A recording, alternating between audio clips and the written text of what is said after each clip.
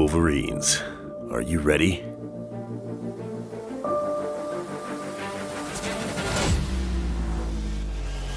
Dig your claws into a podcast that only bleeds green. UVU sports news, stats, and more with exclusive interviews. Made for the fans, by the fans. One Team All Green presents the Green Machine Podcast.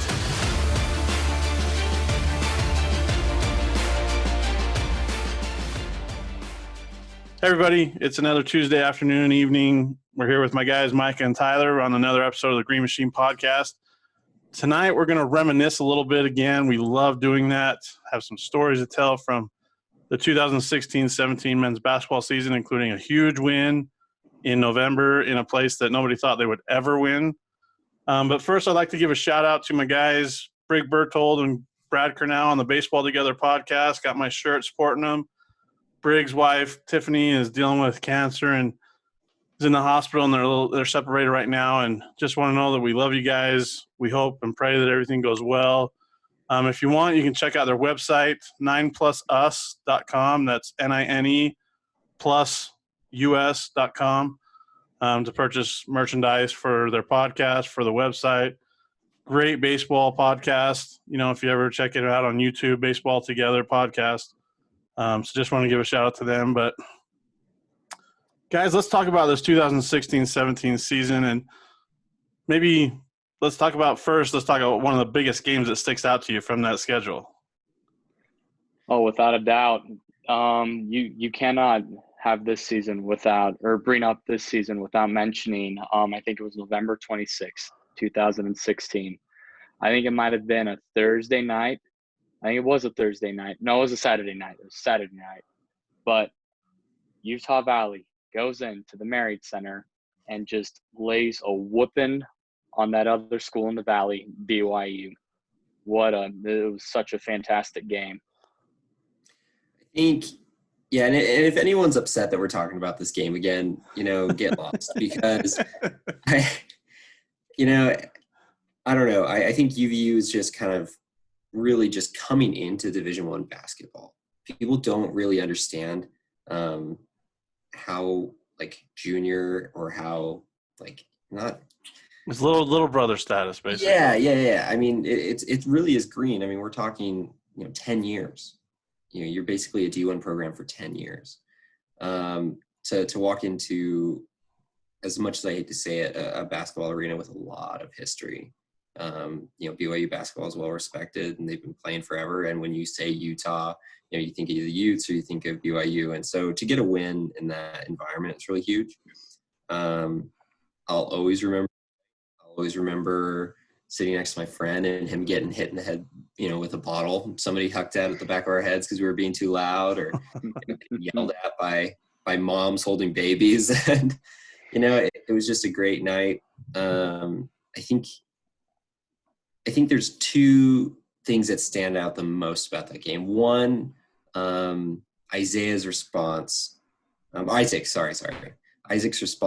to coming back, kind of getting kicked out of a team and then coming back and laying 26 down. You know what I mean? He was absolutely phenomenal. I think he led the Wolverines in rebounds as well.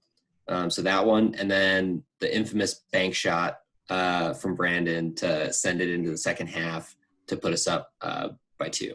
So absolutely amazing game. I definitely love that game and remember that. That was a big highlight for 2016. Well, and the thing about it, they hit 18 3-pointers in the game. Isaac had 26 and 9 that night.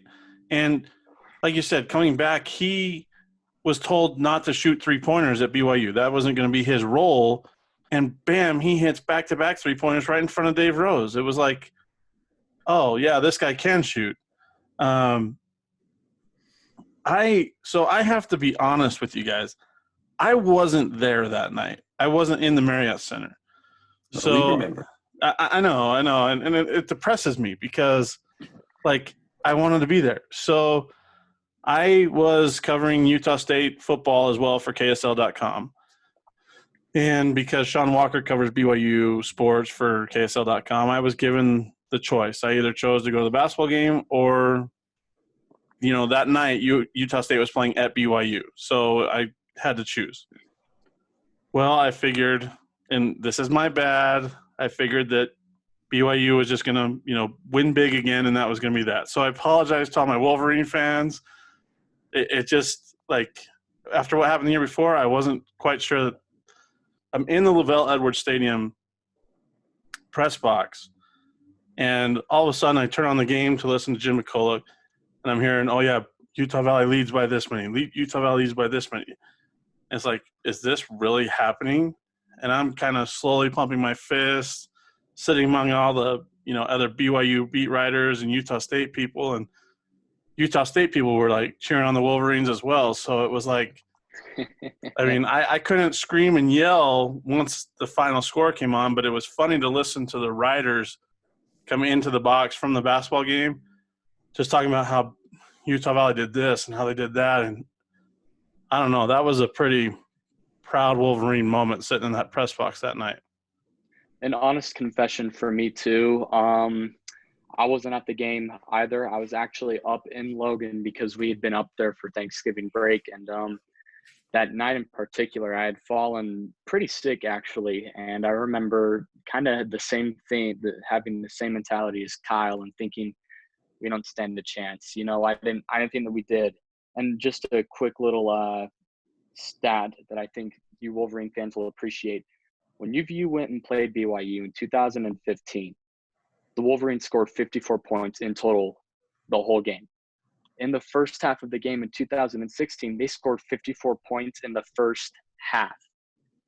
That's just tremendous improvement. And I remember seeing the score at halftime and thinking, whoa, we're up. Okay, this is nice. And then I just kept tuning in to the score and kept seeing the Wolverines putting up more and more points. And I just remember thinking they're going to do it. And I just had an unbelievable sense of Wolverine pride fall over me. And it was incredible. I still remember the night. I still remember feeling that pride. And I remember going back to the school. Keep in mind, I was only a high school sophomore at the time, but being the only UVU fan there, I remember showing up and rubbing it in everybody's face. That was a fun week at Spanish Fork High.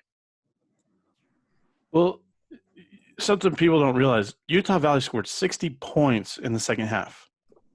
60 points against BYU in the Marriott Center. Who does that outside of Gonzaga or some other big P5 school? Yeah, and I think it's also important to remember BYU didn't play poorly that night. They were shooting well over 400. Their 3 game was a little off, but they were dominant. They scored 101 points. That's no scrub number. But UVU just outplayed them. That's just how it went down. I think it's important to also call out kind of the next 2 weeks of basketball for the Wolverines, because it was a pretty roller coaster-esque time in the 2 week period between BYU and Utah State. You obviously get this massive win. You come in, you play another game, and then you're walking into Salt Lake to take on the Utes for the first time in program history, I believe. I don't remember any other, first time in program history. So, and that game was close, really, really close. I was there too, had another set of tickets, got yelled at by fans there, which is fine. I kind of like it. And I think another important call out is, if I remember right, Isaac had 28 points. I think that was a career high for him that night. Yeah, Isaac had a big night that night because they had that pick and roll going with him and Brandon. Yeah. That was fun to watch. Yeah. And I'm pretty sure Jordan chipped in a ton of points there too. It was a really great game to watch. The last 2 minutes were a heartbreaker just because we were up and just kind of watching that one fall apart. But it was just, I miss those in-state games.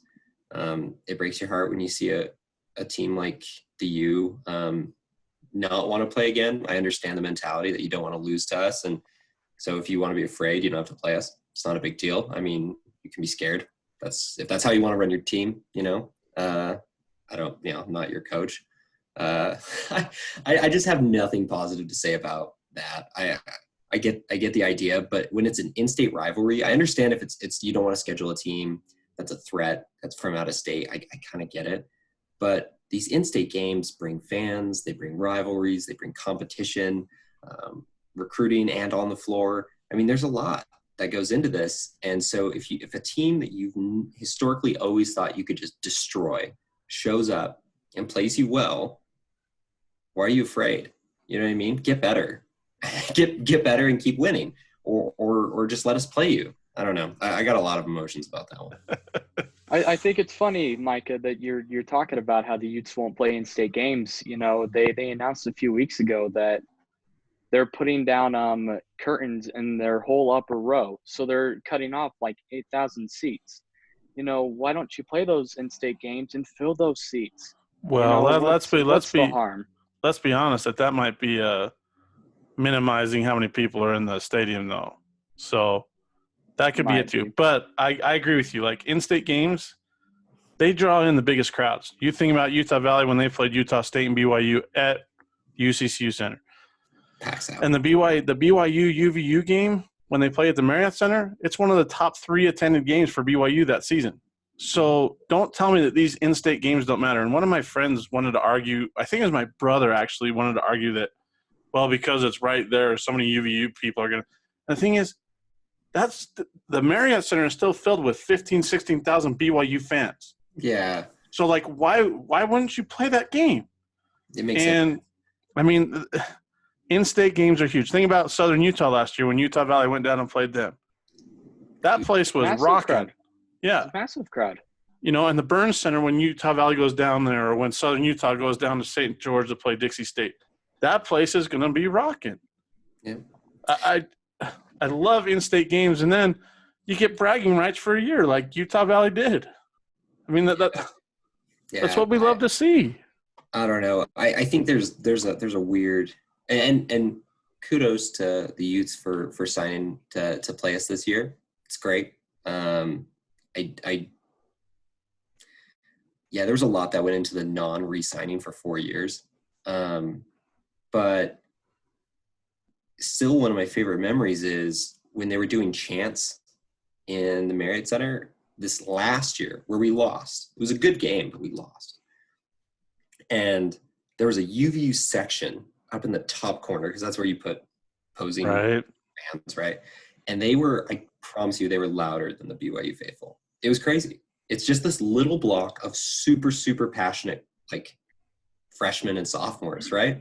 And they're just going crazy. And they would take over cheers. I don't know. It was really awesome. I mean, I just think when you don't schedule someone that has potential for those types of environments, it's a weak move. I mean, if you don't want to lose, it's fine, but whatever. Well, think about this. Well, it wasn't 2019-20, it was 2018-19 when they played at the Marriott Center, that one you're talking about. Yeah. That Utah Valley, had they been able to hit water if they fell out of a boat that night, they would have beat BYU. They would have won. I think they shot like 20%. That would have meant they would have split that 4-game series. And, I don't know. It'll be different. We'll have to see what happens this next year. But, I mean, I don't know that gap is that big between the talent between both schools. No. It's hard to say that because the 2 out of the 3 wins that BYU had were blowouts. I don't put a ton of stock into ESPN, like, star rankings. There's like 4-star recruits. I mean, there's weight to it. Don't get me wrong. If you look at where BYU recruits in the level of stars and you look at UVU, there's a massive difference. You can kind of argue the same thing for New Mexico State and UVU. However, I think player development and selection and team chemistry and coaching go so much further than any one player's ability to swing a game. So I think there's been a trend over the last 4 years where UVU has kind of outplayed themselves. There's been down moments for sure, and it really is a roller coaster. But we can watch those games, not just shooting well, but playing well as a team. And yeah, you're right. That game they lost 65 to 75, but everybody knows that the end score can kind of shake up pretty weird in the last few minutes. UVU led at the half. I was ready for another upset. We'll always win at the Deseret Center, and they'll just win at UCC Center or something crazy like that. But yeah, no, I think they need to stop considering us a little brother if they want to keep winning. I think it's fine to kind of understand that we're still growing, but I mean, you have to accept that you have to respect a team you're playing, no matter who they are, because there is a chance that they're going to grow up and beat you. And the more you pick on them, the worse it's going to be for you when you lose. Right. So a couple of things, Micah. One, with the UVU fans that were cheering up in the Marriott Center, that corner, we're planning to hopefully bring that back again this year when they go to the Marriott Center again in November. So let's do it. Definitely keep an eye out for that. That's something that we would love to do. And I may or may not have placed a wager with one of BYU's mega fans. I'm not sure if you guys are familiar with him, but Joe Wheat. Me and him have a friendly little wager about the game this upcoming November. So, Joe, I'm going to hold true to it, and you'd better hold true to it too. So, wait, can you share? What's the wager, Ty? Yeah. So the wager is whoever wins. So if UVU wins, he has to put on a UVU basketball jersey and see the UVU fight sign. Nice. If BYU wins, I have to put on a BYU basketball jersey and see the BYU fights on. So maybe we'll do that as a live podcast, Ty, so that you can show the world. Dear. If that happens, maybe we'll have to do it with him too. Yeah, maybe we'll have him. I don't know how I'll. You have a guest? How I'll do it. Maybe he jumps on and he has his moment of glory. Maybe that'll be our guest introduction for that episode. Oh my goodness. Yeah. So I'm gonna hold true to my word. So if BYU wins, I'll do it. If UVU wins, I hope he does it. But the other thing too is, Mike, I really like what you said about the stars. I think the players are so much more than stars that they're assigned. I think that it's a variety of things. I think that fit in a program, coaching staff, player development. I think that there are a number of things that go way further than stars. So if you get a no-name dude from a 4A school here in Utah, no D1 offers, he comes in, he's ready to play D1 ball. If you can develop him, you get him in the right fit in the program, and you give him the right coaching staff, he might turn out to be a great player. So there's a number of things that go in that are just so much more than stars. So I don't, stars are fun and all, like you were saying, but I don't look at stars necessarily. I look to see the impact that they have once they come and join the program. If you have any questions about this UVU BYU game, check it out. For my capstone project when I graduated in the spring of 2017, I actually did a little documentary about it. So check it out. It's on our YouTube channel. We'll post it at the end of the video on our end page. But there's insight from writers that were there, from Coach Pope, Mark Pope, and some of the players that participated. And so check that out when you get a chance. It's pretty cool. Let's move on, further down in the 2016-17 season. What's another big game that kind of sticks out to you? Utah State. You mean heartbreak? That's heartbreak. Don't tear my heart out. Heartbreak. Nope. We can't talk about that one. The other one that I think you're referring to is going in and snapping New Mexico State's huge home conference game winning streak. They were at 40 games? It was a 40 game home conference winning streak. 40 game home conference winning streak, and UVU comes in and just smashes it. And they do it in convincing style too, winning 84-72. So 2 absolutely massive wins for the program that season, and I like what Micah said, that, Coach Pope really, UVU kind of outplayed themselves in those games. I think that you can make that argument. I mean, they played phenomenal in both of those games. And I think in that New Mexico State game, they went on a run there, and they had the lead down to, I think it was 10 with 2 minutes left. And UVU held their composure, held on and smashed their home winning streak. So that was a tremendous win.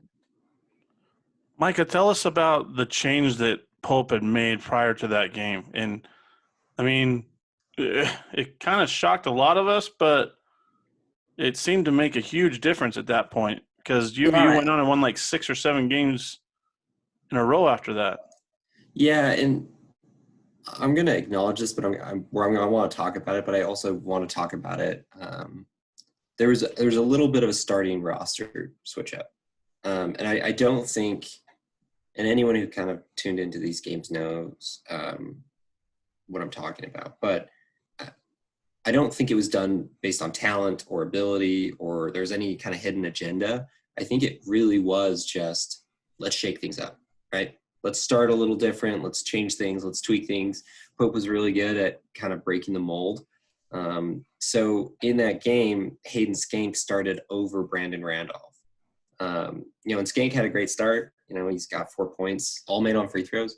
But it was interesting to see. I don't think New Mexico State anticipated that. I think it potentially exposed some of New Mexico State's strategy and then brings in a fresh Brandon a little bit later.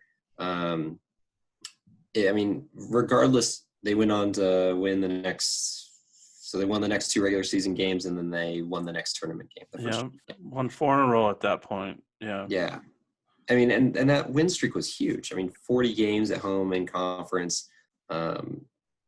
They won decisively, double digits, won by 12 points.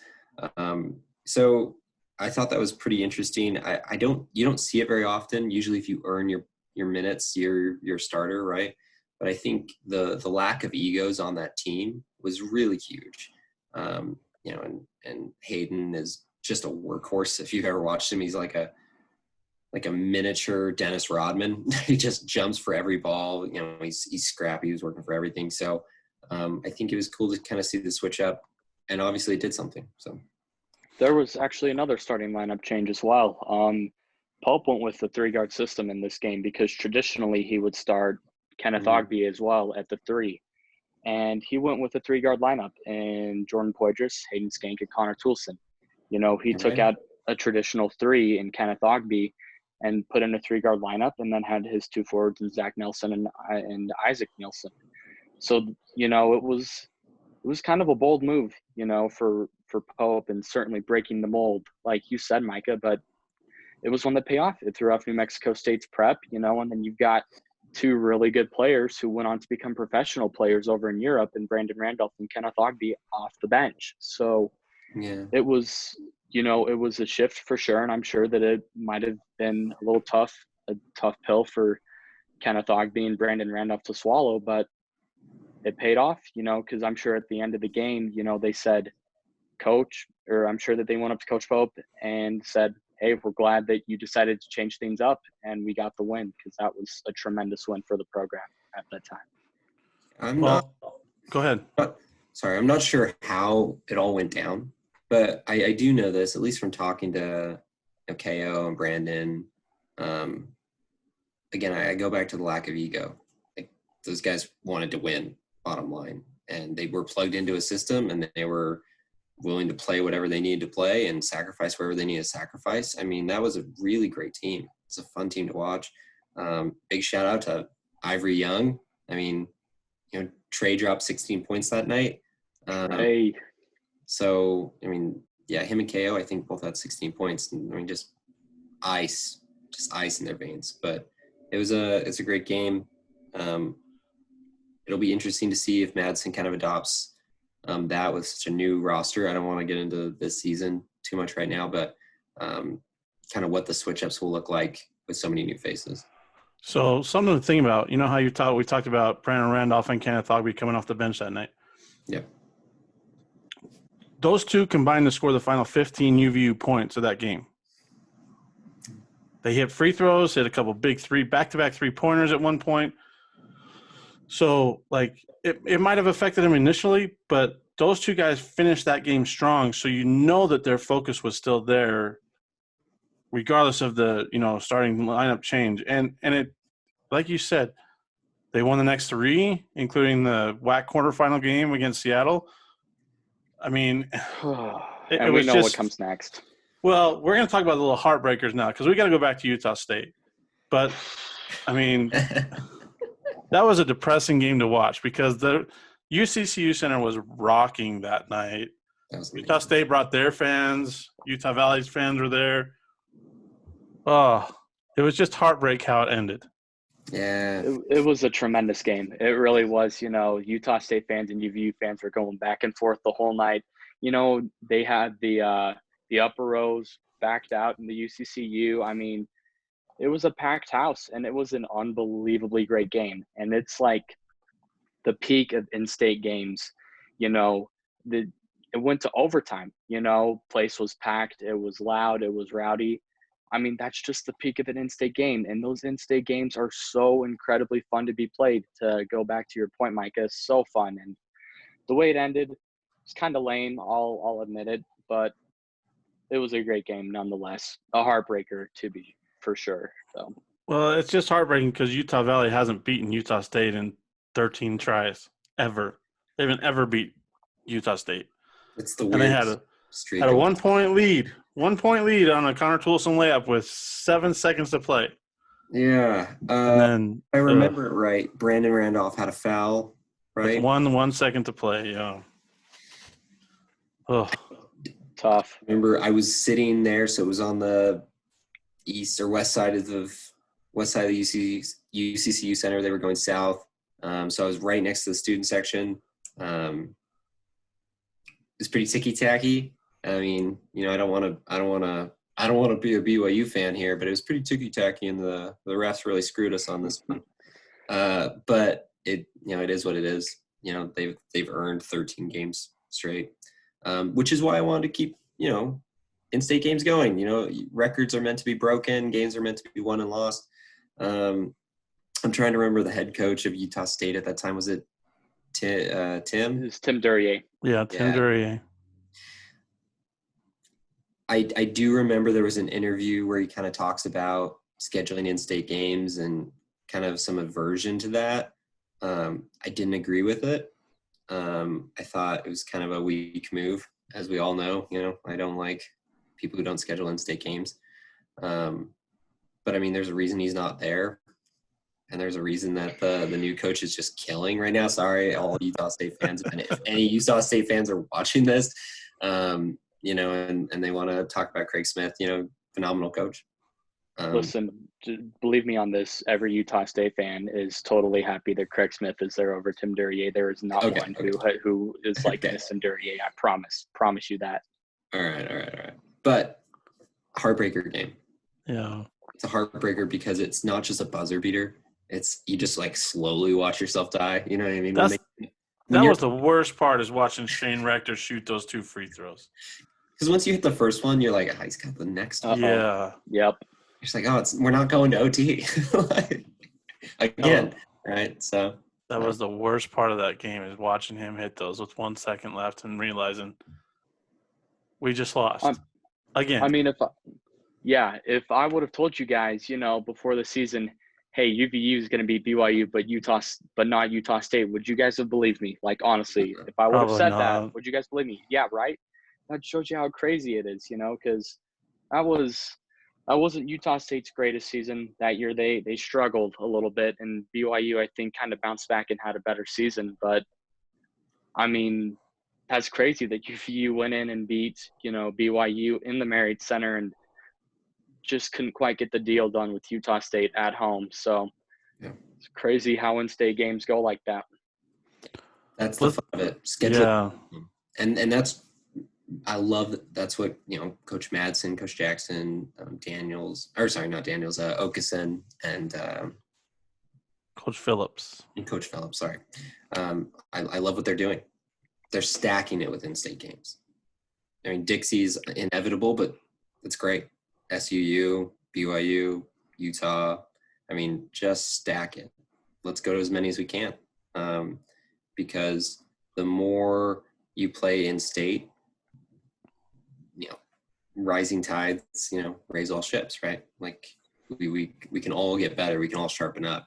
And I guarantee you, after the Utah game, after the Utah State game, after the BYU game, after all of them that year, I don't care if they won or lost, all the opposing coaches and teams went back in the huddle and were like, oh, okay, that was close, right?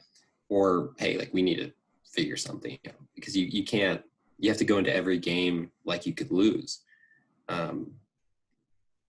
Anyway, that's all. Well, think about this. There was one other who took notice after one of those in-state games, and that was a big one. So let's take a minute to watch this little video clip that everyone should remember and know by now. We've been waiting a while to give it to you. 3 stars of the night brought to you by Gillette Pro Shield. Your boy KC is going off the radar tonight to bring you a story brewing just below the mountains in Orem, Utah. It's a story of discovery, as in, I just discovered they were a D1 Hoops program. And an incredible story about a group coming together against the odds.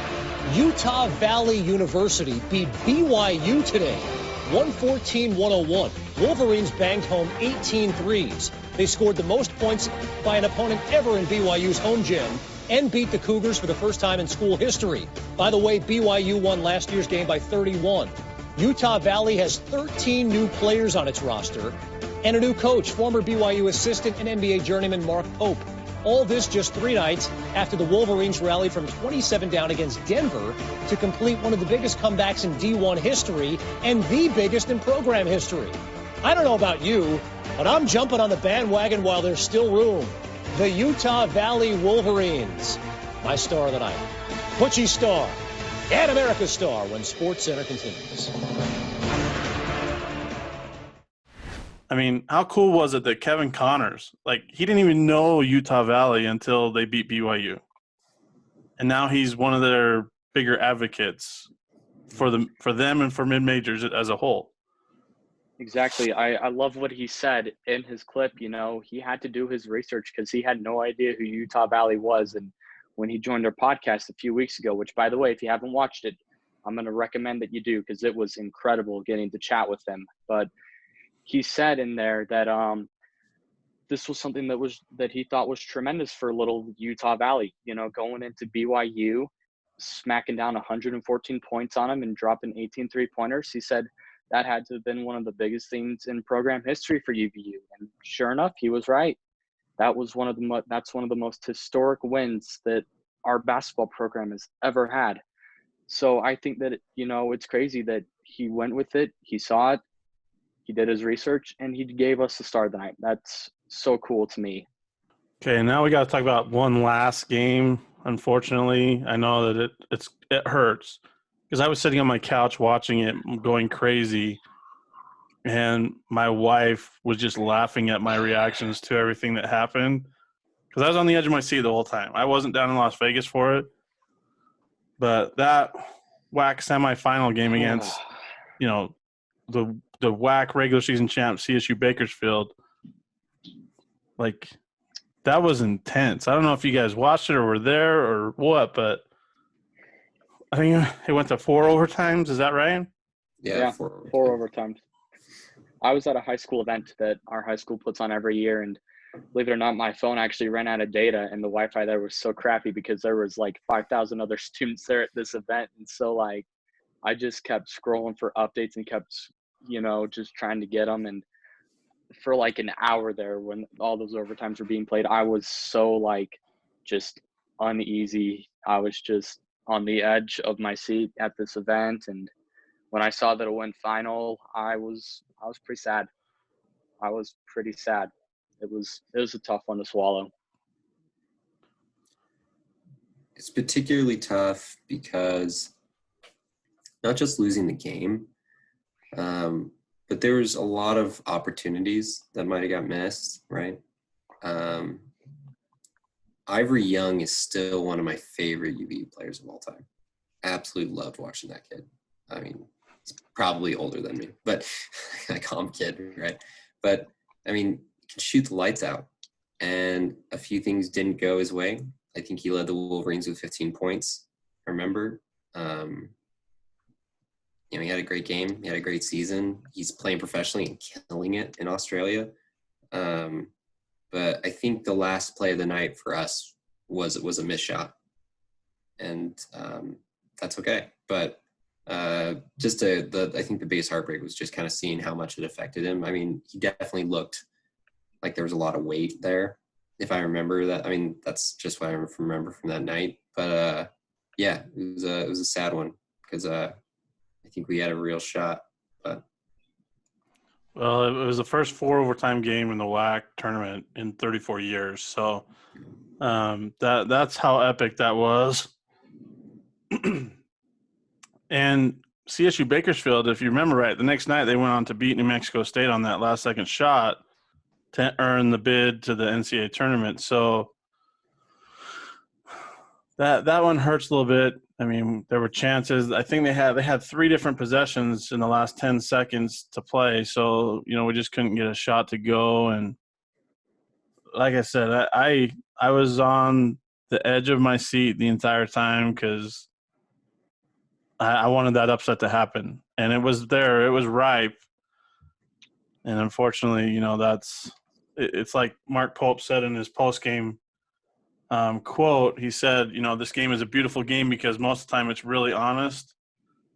I mean, that was as honest as you can get in an epic battle like that. Absolutely. Talk about being on the wrong side of history, though. First 4 overtime game in the WAC tournament in 34 years. And being on the losing side of that, just the wrong side of history, man. Well, it is what it is. So, I mean, we can. Nothing. The saddest note ever to end on. Saddest note ever to end on. I mean, it was a great season. It started something special. UVU set a program record for wins the next season. And I think somebody just set off my truck alarm. Can you guys hear that?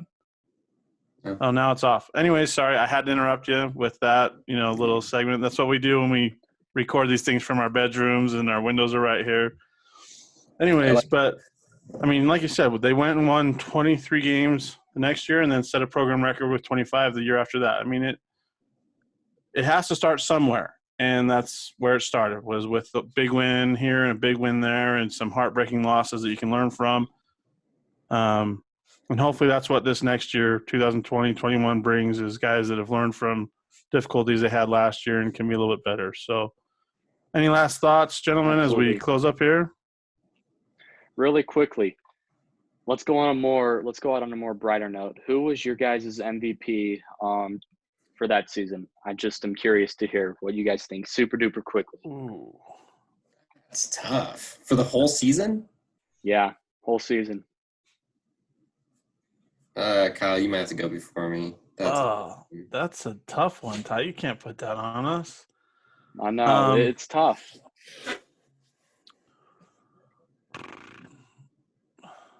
You want me to share mine? Go ahead, Ty. You go first because this is a tough one.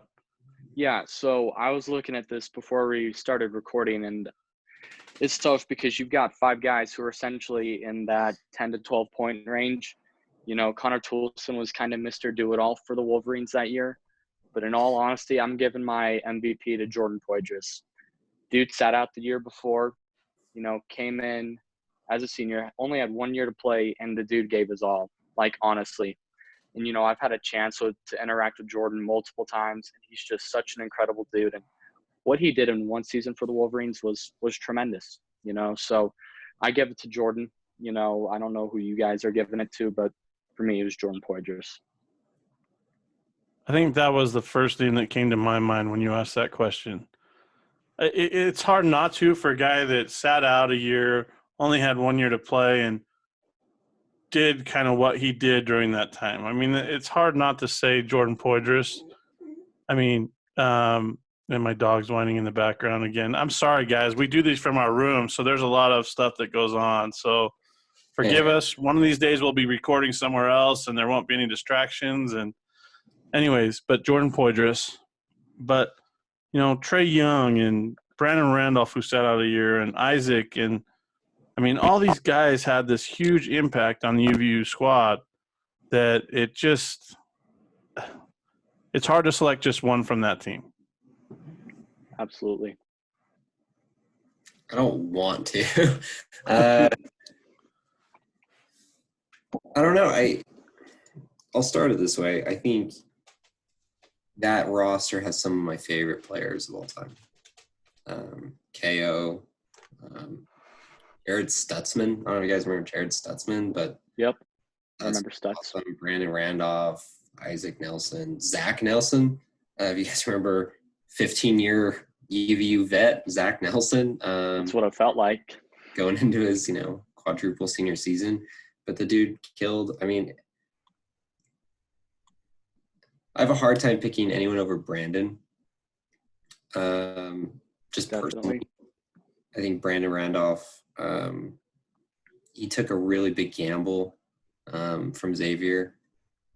He played remarkably well. He played through a lot of pain. I know he had some injuries, especially, sometimes his back wasn't right. I think it's when you see somebody give their all through pain, it's pretty impressive. He's killing it now overseas. Had a chance to kind of interact with him a few times.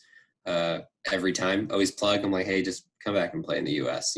Like what you got to do, sign a contract anywhere. He's got his bounce back. Happy to report if anyone's followed him at all on social media, dude can dunk, dude can get up. But anyway, yeah, I'm gonna have to go Brandon. But big nod to everyone, every single player on that team, including Jeffrey Yan. If you guys remember, yeah, Jeffrey. Oh, yeah. Jeffrey showed up in December and didn't play a whole lot, but I remember Jeffrey. He's a cool dude. He's a cool dude. No, yeah, man. I mean, I just remember it's the worst because I'm 5'9", so I'm not that tall. But I remember reading his stats and they're like, yeah, he's 5'9". Then I watched him walk onto the court and you're like, oh shoot, like that's what I look like when I'm playing. I'm so much shorter watching than in my mind when I'm playing. So all respect to Jeffrey Yan, dude. Dude worked.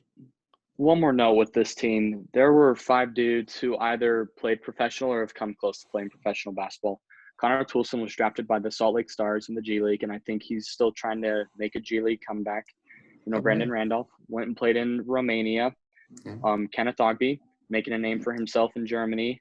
You've got Ivory Young, like you mentioned, playing down in Australia, and then Jordan Poydras. He's trying real hard to get on a G League team, and he's been working hard. So, I mean, there are 5 guys on that team who have come close to playing professional or who are playing professional.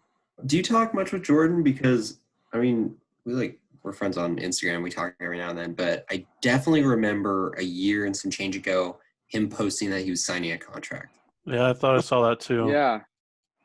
We'll verify with him and have him on here. Yeah. He needs to come on this podcast. Oh yeah, we'll get him on an episode. But I'm in pretty close communication with him still to this day. I mean, dude's just a real good friend of mine. So he's tremendous. So I'll have to find out. We'll get him on an episode for sure. Cool.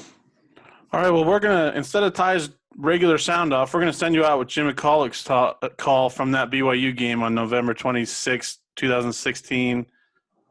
Great call. I love it. Again, if you want to check it out, check out my capstone project. It was the documentary for that BYU UVU game. It's on our YouTube channel.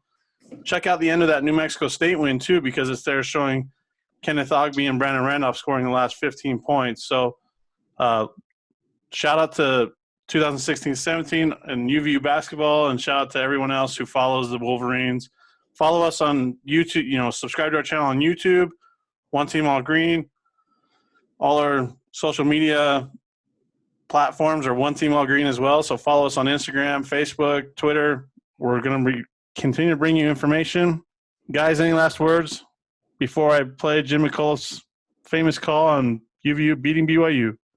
Take it away, Jim. UVU defeats BYU at the Marriott Center on the campus of BYU. Final score, Utah Valley 114, BYU 101.